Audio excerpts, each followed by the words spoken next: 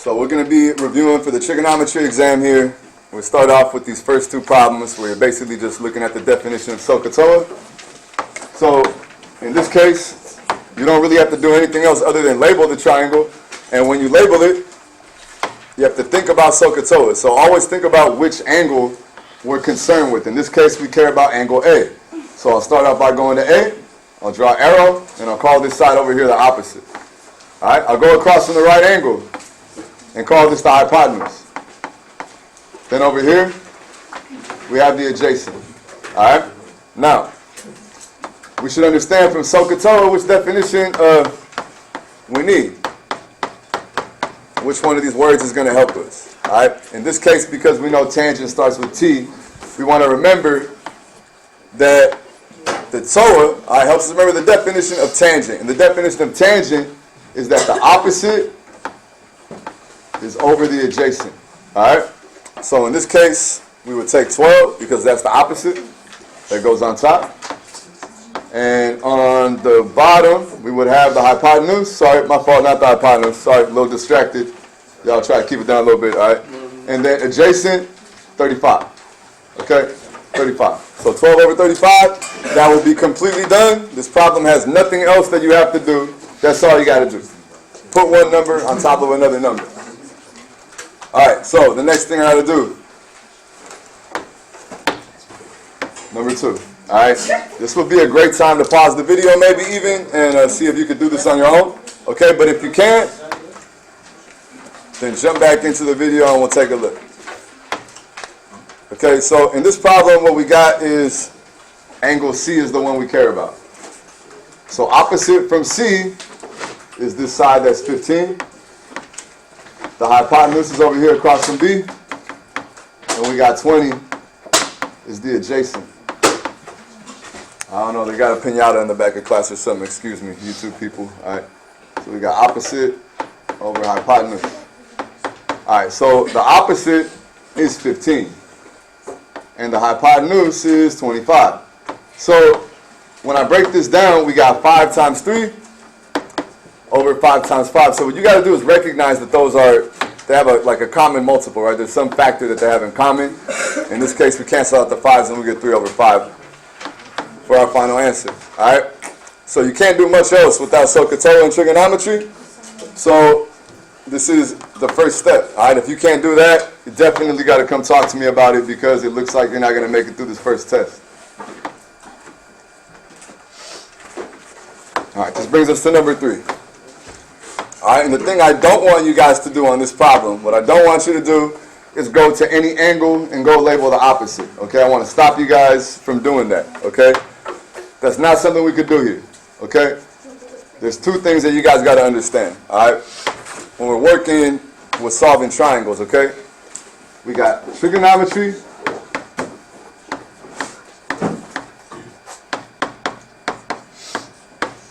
versus the Pythagorean theorem.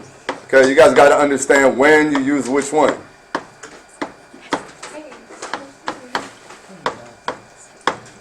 All right. Again, what does trigonometry really mean? All right, well, that means that we're using SOHCAHTOA, all those little definitions of sine, cosine, and tangent. All right. Whereas the Pythagorean theorem is that a squared plus b squared equals c squared thing for right triangles. Yeah. We only use trigonometry when we are given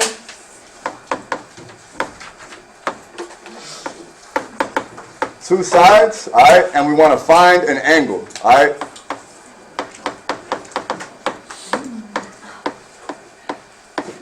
Or the other situation when we use trigonometry is if we're given one side and one angle.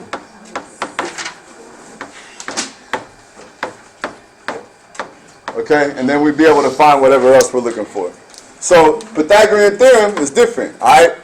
Pythagorean theorem, we only use this one when we're given 2 sides, all right? And we're going to find the 3rd side, all right? So this is the difference, all right? You guys got to understand the difference between these. Again, if you're given 2 sides and you got to find the 3rd side, then we got to use a squared plus b squared equals c squared, yeah? So let's go see how that's what we have in this case, yeah? This problem, has given us two sides. We know the 6 and the 8. But we have to find the third one. That's this one right here. So you start out by writing a squared plus b squared equals c squared. And then go substitute in all your values where they go. And typically kids ask me, right, where do we find a and b? All right, and the a and b, I tell you guys, are always the two that make the right angle, yeah? So we got a and b would be x and 6. So I put x right here, 6 right there. And over here goes 8. All right, so we got x squared. 6 squared is 36, and we got 64 here. So in this case, after we do our little calculations, we got to subtract 36 from both sides.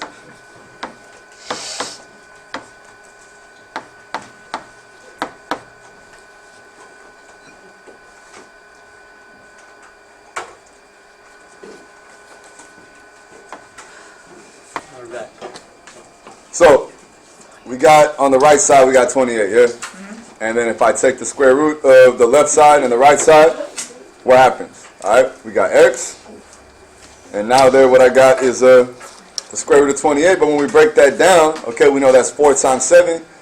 And 4 is 2 times 2. So that means that's 2 times 2 times 7. And so I could take out, all right, because there's a pair right here, we have a repeated factor. That means we're going to take out a 2. And the 7 is going to stay inside. So we get x, gives me 2 root 7.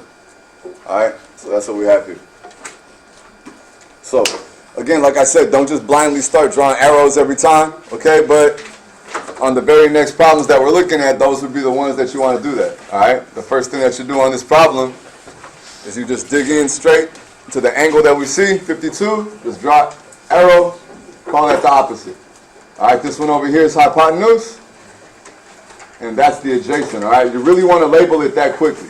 Okay, we've been doing this for a while, and this is a review video, so I'm going to go kind of medium speed, all right? We're looking for the opposite, and we have the adjacent, so I've been teaching you guys, if we're using the two that make a right angle, we're using tangent, right? Okay, so tangent of 52 degrees equals the opposite, which is x over 16, all right? I don't know if one of you guys could bail me out right now and give me tangent of 52. I'm getting my calculator, I got it. So 1.279. Nice one. 2799. Alright, so you guys.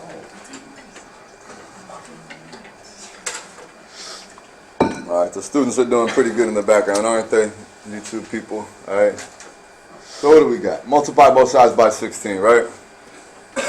Alright.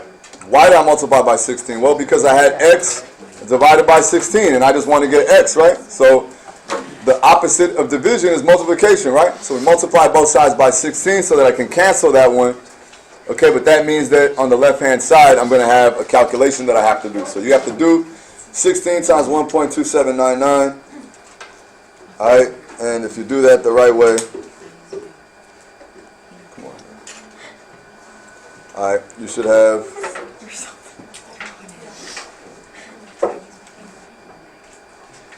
alright, 20.47, right? And then we have to round to the nearest tenth. So when we do that, we'll get 20.5.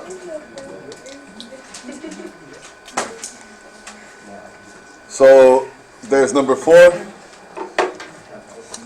We'll take a look at the next one, number 5. All right, this is where I always tell you guys, go ahead and try to practice it on your own right now. You might be able to do this. All right, so on this problem, again, go straight to the angle that has a number. Okay, call this thing the opposite. Label the hypotenuse. Okay, and we got the adjacent. All right, the other day we talked about in class how, after you label, you want to go consider SOHCAHTOA.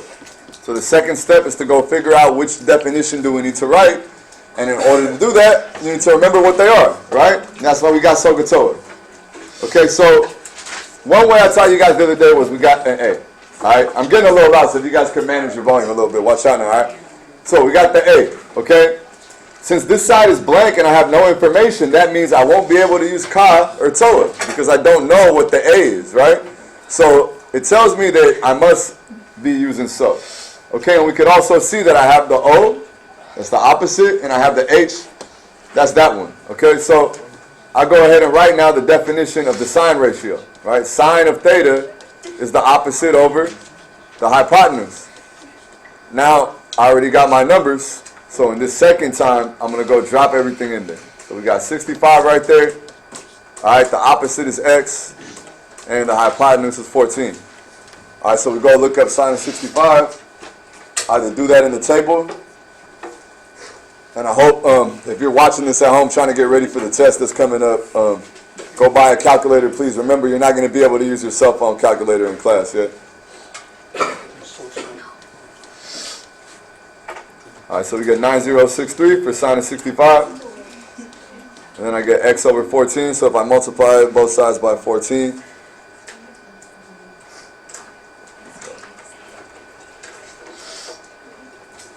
I get 12.68. So we're doing this side times 14, and that side times 14, right? All right, those cancel out. Get x equals 12.68. We go round that to 12.7. All right, good. So those are solving triangles. Notice that's when we find the missing side. All right, when we find the missing side, we just use the regular old sine button. All right. In the next examples, we'll be using the inverse button. So you got to watch out for that. All right, number 6. All right, so here we go to the question mark and put a theta. All right, go across from theta, label the opposite, label the whole triangle after that, right? We got the hypotenuse and then the adjacent. All right, so in this case, the side that I see is blank is the opposite, right? So when I go think about SOHCAHTOA, we got the SO, the KA, and the TOA, right? Which one do I think about? All right, well, I see the op is blank, right? This is blank. So that means I don't have the O. So that means I can't use that one, and I can't use that one. We got to use this one, okay? So I'll write the definition of cosine. Cosine of theta is the adjacent over the hypotenuse. All right, then what we got to do is go put in our numbers where they go. Adjacent is 42, and hypotenuse is 54. All right, nothing changes on the left-hand side. That's going to stay as cosine theta. All right, even in this next step, it's going to stay as cosine theta. But after that, what we got is a decimal. So we have to do 42 divided by 54, and that gives me 0.7s repeating. All right, so with this step, to wrap it up, I have to take the cosine inverse of both sides. So we say cosine inverse of the left, all right, equals cosine inverse of the right. All right, and then we got to calculate. On the left-hand side, we have theta is all that's left over, but now we're going to find the cosine inverse.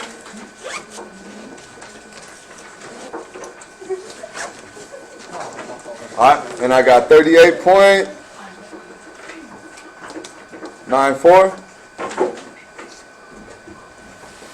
And then we got to round that, all right, to the nearest whole degree. So we got to round that to 39 degrees.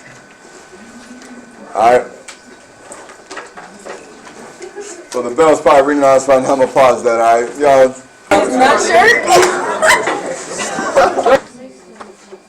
So we have this problem here. We have number 6, if you guys can see to the end. Here we go. On number 6, we got the solution here worked out. So if you guys could try it on your own, you'll be able to see what we did, okay? But again, don't forget that you need to press the second button on your calculator to access the inverse functions, okay? So your cosine, you want to change that into the inverse, all right? This step, I keep saying that you want to turn that into a decimal. So be careful at that part. That's all you got to do. Everything happens in the calculator. All right, we'll go through number 7.